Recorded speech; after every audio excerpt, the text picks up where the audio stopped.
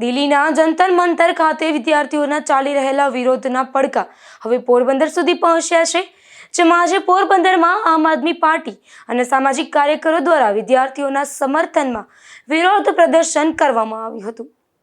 દિલ્હીના જંતર મંતર ખાતે વિદ્યાર્થીઓ દ્વારા ચાલી રહેલા વિરોધને સમર્થન આપતા પોરબંદરમાં પણ વિરોધ પ્રદર્શન યોજાયું હતું, જેમાં ગોઢાણીયા કોલેજ નજીક આમ આદમી પાર્ટીના આગેવાનો અને સામાજિક કાર્યકરોએ વિદ્યાર્થીઓના સમર્થનમાં વિરોધ નોંધાવ્યો હતો. આ દરમિયાન કાર્યકરોએ વિદ્યાર્થીઓની માંગણીઓને સમર્થન આપતા સૂત્રોચ્ચાર કર્યા હતા. પ્રદર્શન દરમિયાન કેન્દ્રીય શિક્ષણ મંત્રી ધર્મેન્દ્ર પ્રધાનના રાજીનામાની માંગ પણ કરી હતી. સાથે જ વિદ્યાર્થીઓને ન્યાય મળે અને તેમની સમસ્યાઓનો વહેલી તકે ઉકેલ લાવવામાં આવે તેવી માંગ કરવામાં આવી હતી. આ પ્રદર્શનમાં આમ આદમી પાર્ટીના કાર્યકરો, સામાજિક આગેવાનો તેમજ વિદ્યાર્થીઓ મોટી સંખ્યામાં ઉપસ્થિત રહ્યા હતા.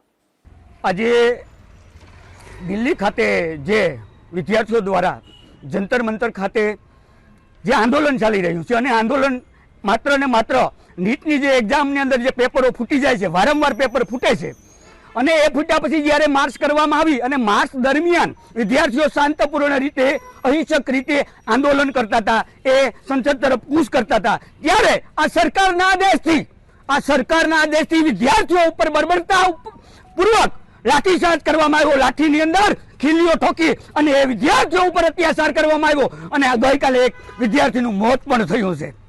અને એ સિવાય જ્યારે આ એક્ઝામની અંદર પેપર ફૂટ્યું ત્યારે પણ 20 વિદ્યાર્થીઓએ સુસાઇડ કરી લીધું. તો આની જવાબદારી કોઈ તો લેવું જોઈએ ને, અને એનો જવાબદાર આપણો જે શિક્ષણ મંત્રી છે ધર્મેન્દ્ર પ્રધાન છે, અને ધર્મેન્દ્ર પ્રધાનજીએ એ જવાબદારી સમજી અને રાજીનામું આપવું જોઈએ. આજે હજી એ રાજીનામું આપવા માટે તૈયાર નથી. ત્યારે વિદ્યાર્થીઓની એક જ માંગ છે કે ધર્મેન્દ્ર પ્રધાન રાજીનામું આપે અને આજે વિદ્યાર્થીઓ ઉપર બર્બરતાપૂર્વક જે લાઠીચાર્જ કરવામાં આવ્યો છે તો એ કોના આદેશથી કરવામાં આવ્યું છે એના માટે જવાબ આપે.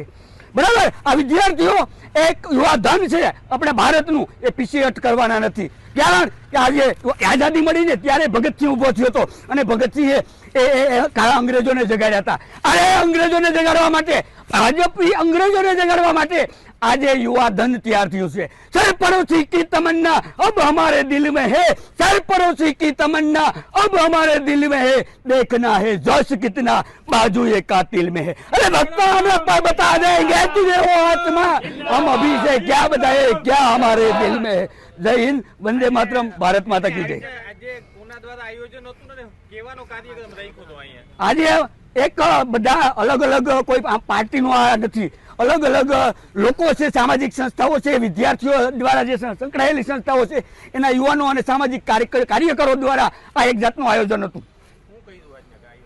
આયોજનની અંદર અમારે જે વિદ્યાર્થીઓ અત્યારે પ્રોટેસ્ટ કરી રહ્યા છે એ પ્રોટેસ્ટને સમર્થન આપવા માટે, એ વિદ્યાર્થીઓને સમર્થન આપવા માટે આજે અમે વિરોધ પ્રદર્શન કર્યું. વિદ્યાર્થીઓના મુદ્દે દિલ્હીથી શરૂ થયેલા વિરોધના પડઘા હવે અન્ય શહેરોની સાથે પોરબંદરમાં પણ સંભળાઈ રહ્યા છે. ત્યારે પ્રદર્શનકારોએ સરકારને વિદ્યાર્થીઓની માંગણીઓ પર ગંભીરતાથી વિચાર કરીને યોગ્ય નિર્ણય લેવા અપીલ કરી હતી. નિપુલ પોપટ સાથે અશોક થાનકી, ગુજરાત ન્યૂઝ, પોરબંદર.